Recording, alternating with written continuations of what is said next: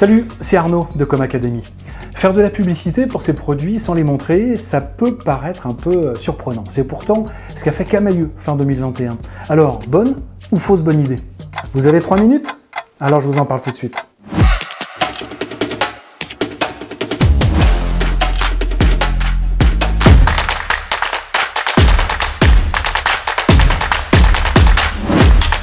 Si vous ne connaissez pas cette campagne, je vous invite à la regarder maintenant en cliquant sur le premier lien indiqué dans la description et on se retrouve juste après. Ça y est, vous l'avez regardé? Alors c'est parti.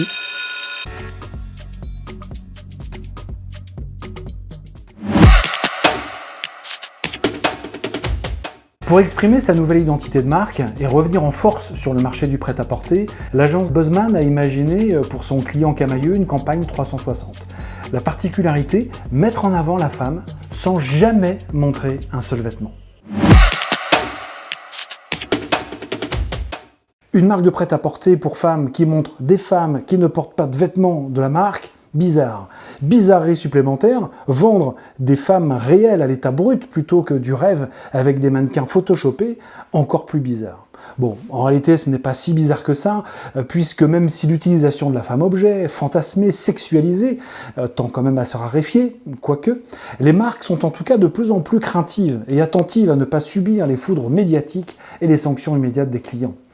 Camaïeu n'est évidemment pas la première marque à s'engager sur le sujet. Des marques comme Always, Dove en ont fait leur ADN, mais pour tordre le cou aux stéréotypes, elle a choisi de mettre en lumière la femme, la vraie, celle que vous croisez dans votre quotidien, jeune, âgée, maigre, forte, blanche, noire, employée ou cadre supérieur. Même si on peut se demander si au final, présenté comme ça ne devient pas un peu cliché. Bref, à travers cette campagne, la marque s'engage à permettre à toutes les femmes de se sentir femmes. D'ailleurs, remarquez que le choix de métiers mis en scène dans la publicité n'est pas le fruit du hasard. Marin-pêcheur, pompier, mécano, pilote, chef de brigade, des métiers jusqu'à aujourd'hui largement dominés par les hommes. Le message de la marque me paraît donc clair. Oui, c'est possible de faire un métier d'homme tout en restant une femme. Oui, c'est possible de travailler dur tout en étant femme, qui plus est en tant que maman. Un combat qui pourrait paraître un peu réchauffé, tant la place de la femme dans le monde du travail ne semble plus vraiment un sujet. Mais passons. Vis-à-vis de sa cible, la marque cherche en tout cas à la déculpabiliser, la rassurer, la valoriser. Dit autrement, quel que soit votre métier, votre histoire, votre parcours, votre morphologie, votre revenu, votre point commun, c'est Camaïeu. Et ça permet de créer de l'intimité et de la connivence.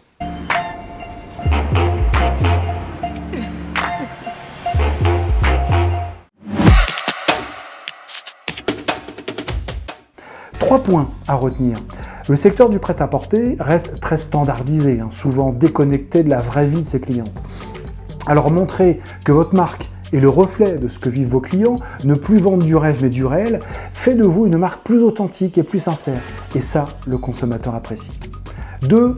Au-delà d'être un mot à la mode, l'inclusion est une réalité, une attente forte de la société. Parler à tout le monde, entendre, valoriser toutes les différences, les minorités, bref, n'oubliez personne, est presque devenu une obligation. Dans le cas contraire, vous serez certainement accusé de dénigrement, d'injure, voire de mépris, donc prudence.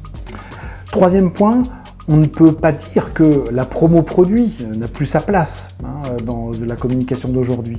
Mais la communication d'une marque ne doit plus et ne peut plus reposer uniquement sur la réclame produit. Une marque d'aujourd'hui évoquer ses valeurs, démontrer son engagement sur des sujets sociétaux, environnementaux et mieux encore, comme ici, s'adresser à toutes les femmes.